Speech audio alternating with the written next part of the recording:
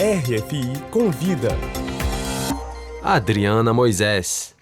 A RFI recebe hoje a empresária baiana Ayla Raquel, CEO e fundadora da startup Alia Space. Ayla desenvolve desde 2019 um projeto ambicioso de criação de uma constelação de satélites de baixa órbita para oferecer monitoramento e imagens em tempo real para clientes de diferentes áreas. Bem-vinda, Ayla. Opa, obrigada, Adriana. É um prazer estar aqui com vocês. Ayla, você é uma autêntica empreendedora. Não tem graduação em engenharia espacial, nem em astronomia, matemática ou física. Como surgiu essa ideia de criar uma startup para produzir uma constelação de satélites? Boa pergunta.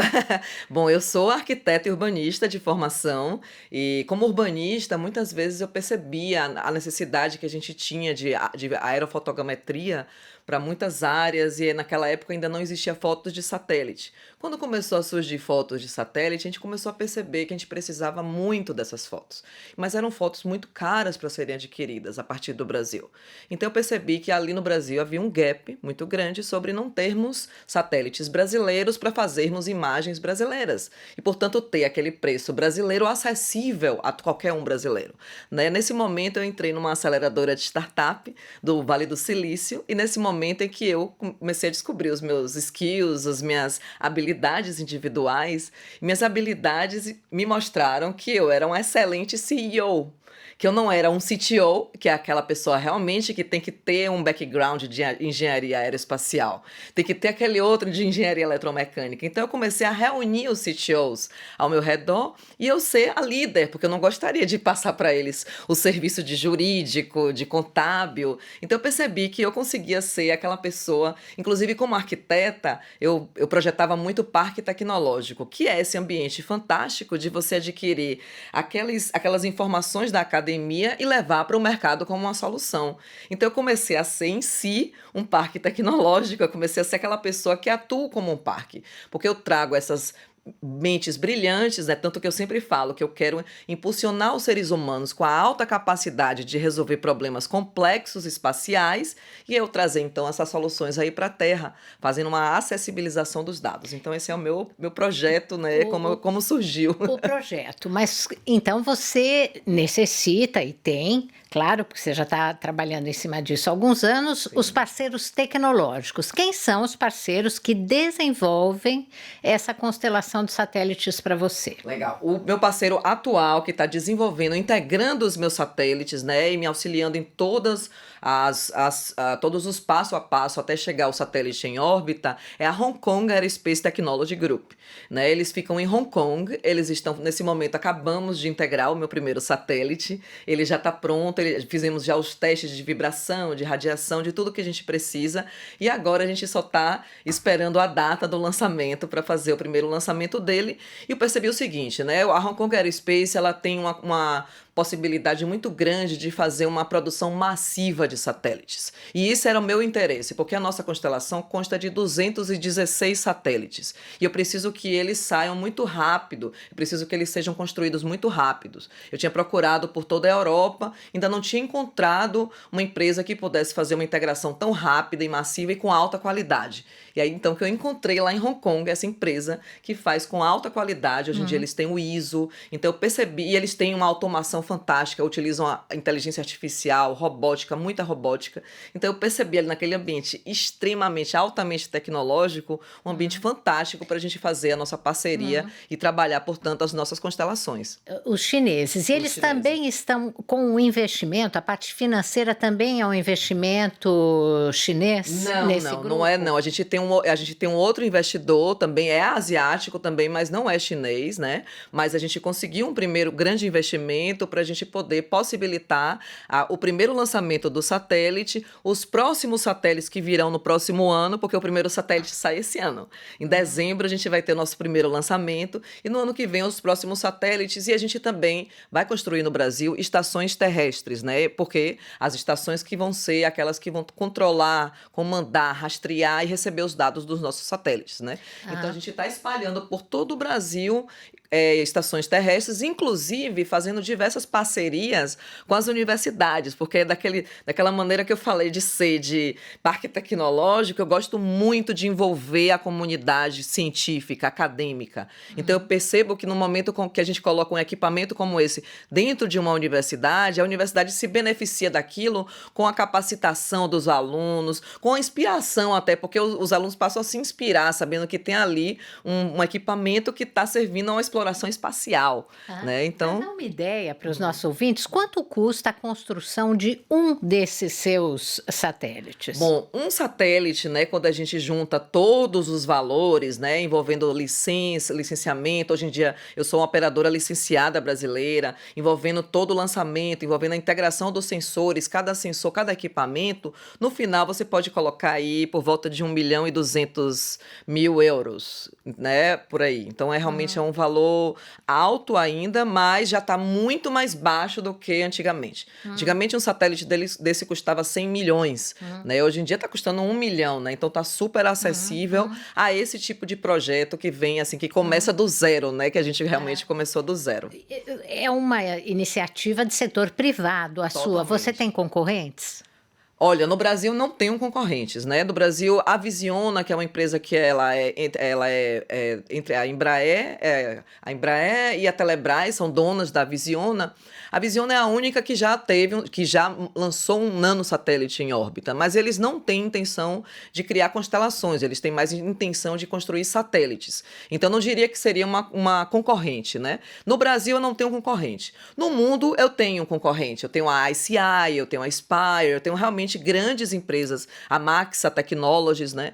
Então, eles todos são empresas internacionais que são meus concorrentes, né? Então, assim, para vencer essa barreira, porque nós startups temos isso, a gente tem que vencer essa barreira de entrada, já que a gente vai concorrer com gente muito grande. Então, o que eu fiz foi diminuir os preços aos preços aqueles que são acessíveis aos brasileiros, como eu te falei. A minha dificuldade anterior era de adquirir fotos de satélite no Brasil, porque eram de empresas estrangeiras. Agora eu quero colocar os preços de brasileiro para brasileiro. E fica tão baixo que o resto do mundo acaba se beneficiando também. E quais são os serviços, justamente? Para que servem esses satélites? Quem é que pode se interessar por esses serviços que você vai oferecer? Muito bem perguntado, porque, na verdade, são serviços, muito melhor do que dizer que eu vou entregar fotos de satélites, porque geralmente são agricultores, vamos supor agricultores. A Europa vai, a partir de janeiro, tem uma legislação, vai entrar em vigor uma legislação europeia que exige que as exportações de produtos agrícolas sejam certificados, ou seja, que eles tenham ali uma comprovação do comportamento deles nos últimos 4 anos, e para isso é exigido que sejam feitas imagens de satélites atuais e que sejam comparadas com as imagens de satélites há 4 anos atrás, para que esse produtor rural diga, olha, beleza, agora eu posso exportar porque está tudo nos conformes. Eu não desmatei, né? Eu não criei, não estou dentro de uma zona de risco climática. Então tem todo um processo de imageamento que a gente faz. Então a gente faz o imageamento, a gente tira aquela foto de satélite, mas a gente analisa a foto de satélite, porque, como eu já falei antes, eu quero acessibilizar os dados. Eu quero que os dados cheguem a qualquer ser humano e que isso seja muito fácil para ele adquirir. É muito difícil hoje em dia, quando você vai nos meus concorrentes, para adquirir uma foto de satélite ou até uma aplicação. Às vezes você precisa de saber muito, eu tenho um conhecimento prévio de geografia, de geoespacial, mas eu preciso entregar essas imagens para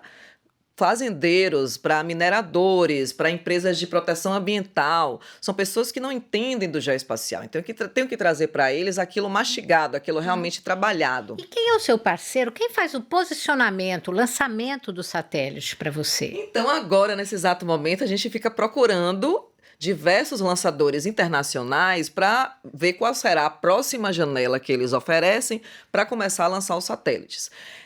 Eu, aqui na França, conversei com a Agência Espacial Francesa e eu estou querendo ver se eu consigo também lançar alguns dos nossos satélites pela Guiana, né? Da plataforma de Kourou. Exato, até esperar que no Brasil, em Alcântara, já esteja liberado para lançar os satélites, porque aí sim, eu vou querer lançar todos os meus satélites a partir de Alcântara, porque tem uma excelente localização mundial, é um alcance muito rápido da órbita, a gente economiza combustível, a gente chega na órbita muito rápido, na minha própria órbita, dos outros, eu escolho, gosto muito da Índia também, estou olhando para a Índia, estou olhando para a Rússia, estou olhando para... Porque tem diversos lançadores globais e eu gostaria realmente de ficar testando todos eles, inclusive aqueles que eu sinto maior afinidade, como são os indianos, como são os franceses e como é meu Brasil. Meu Brasil, só estou esperando que eles fiquem prontos para poder eu conseguir lançar de lá. Você explicou que a longo prazo, essa rede, você pretende ter uma rede, né, a sua empresa de 216 satélites Exato. operando aí em baixa órbita. Mas quanto que é o mínimo para que a gente possa chamar de uma constelação e ela poder oferecer um serviço otimizado para esses seus clientes? Olha, quando eu calculei 216 satélites, eu realmente gostaria de criar uma excelente cobertura global para criar realmente em tempo real monitoramento em qualquer parte do planeta, inclusive para atender a desastres naturais, né? Dado ao desastre natural que recente aconteceu no Rio Grande do Sul, né? A gente percebia o que é a necessidade de você ter a cada minuto, a cada 20 minutos um satélite em órbita. Então, 216 satélites possibilita você estar em cada 20 minutos no mesmo lugar tirando foto daquilo ali, então você consegue acompanhar de perto qualquer acontecimento. Então a minha intenção de criar uma constelação tão grande, né, com 24 órbitas, em cada órbita eu coloco 9 satélites que são pancromáticos, 7 pancromáticos e 2 radarsat. O radarsat, ele ainda dá a possibilidade de enxergar debaixo das nuvens, né? Então, quando tem um problema como esse muito grande, que eu preciso enxergar debaixo das nuvens, eu ainda tenho de suporte mais um sensor dentro de cada órbita que eu estou colocando, que são 24 órbitas. Para você chamar de uma constelação, aí depende, né? Isso que a missão é desenhada. Eu desenhei a minha missão dentro da Força Aérea, no Instituto de Estudos Avançados da Força Aérea, que foi quando eu me comuniquei com um físico de dentro do instituto, e lá a gente viu o quanto eu precisava de números de satélites para que eu criasse uma excelente cobertura para o propósito que eu queria. Porque não só monitorar temporalmente, como eu disse, 4 em 4 anos, 6 em 6 meses, 3 em 3 meses, eu quero realmente todos os dias, a cada 20 minutos. Tem muitas áreas do Brasil que não são cobertas por satélites estrangeiros, então muitas vezes a gente ressente desses dados históricos para fazer comparações com os dados atuais. Então por isso eu quero realmente fazer uma cobertura fantástica do Brasil, para poder ajudar muito o Brasil em diversos assuntos, né? Porque eu posso trabalhar para o âmbito privado, para o âmbito público. Última pergunta, curtinha. Pois não. Diferencial óptico desse seu projeto, a resolução, parece que dessas fotos é uma coisa importante. Exato. Um argumento de venda importante para o seu Exato, projeto. você tem razão. Então, a gente... para você ver, né? No mercado, hoje em dia, aquelas fotos que são adquiridas gratuitas, elas têm 10 metros de resolução por pixel.